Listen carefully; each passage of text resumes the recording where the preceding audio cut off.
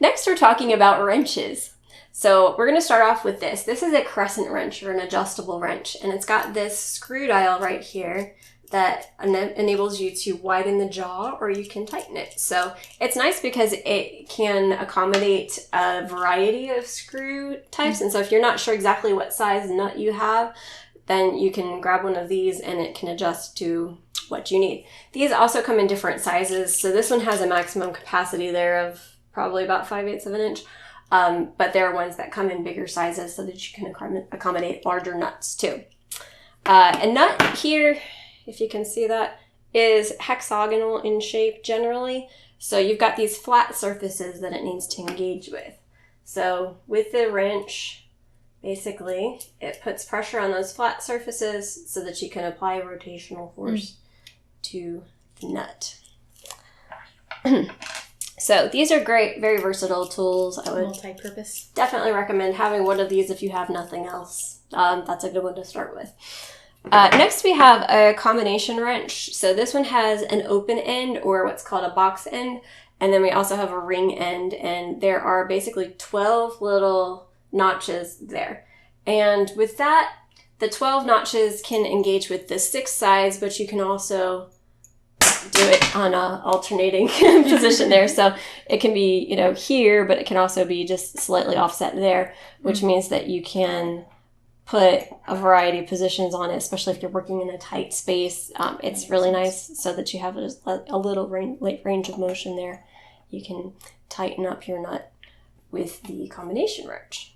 So the box end is really useful in situations where you don't have access over it, like a lot of plumbing situations. You might be tightening a nut that's on a hose, and so you can't slide something over the end of it because there's a hose. So there's no way to get that ring over it. But with the box end, you can get it in there and then use that to turn the nut.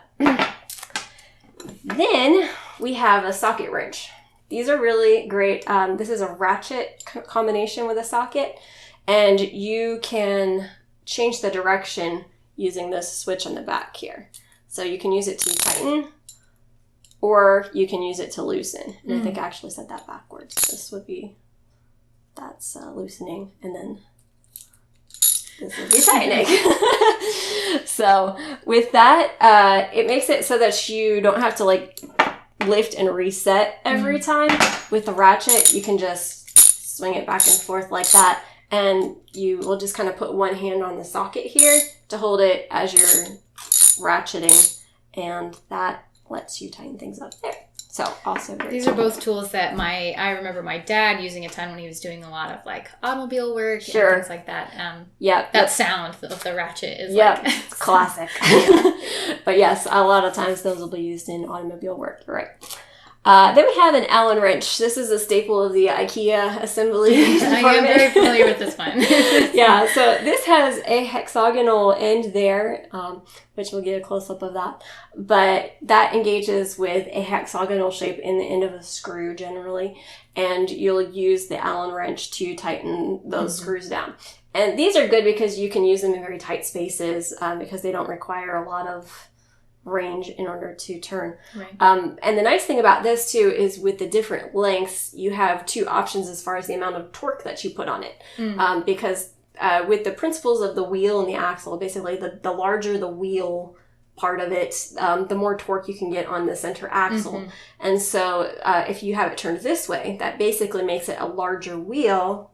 But if you turn it this way, it's a smaller wheel. And so if you want to use less pressure, you can use it this way. But if you want more pressure, there's that way.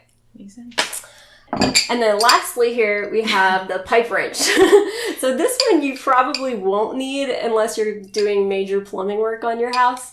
But it is adjustable. We can see the jaw adjusts here with this screw.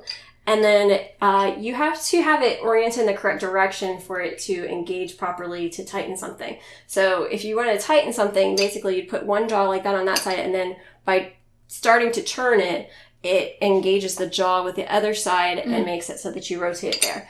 And then if you wanted to loosen something, you just reverse the direction and it would turn it the other way. So This is what I picture in the Clue game when they talk about murdering someone in the ballroom. It is very heavy. So this is what I picture. Alternate uses there. Not sure if we want to include blunt force trauma, but that's also... Not endorsed. Right, yeah, I would probably frown on that.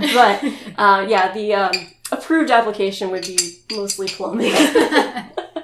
All right, so that wraps up our segment on wrenches.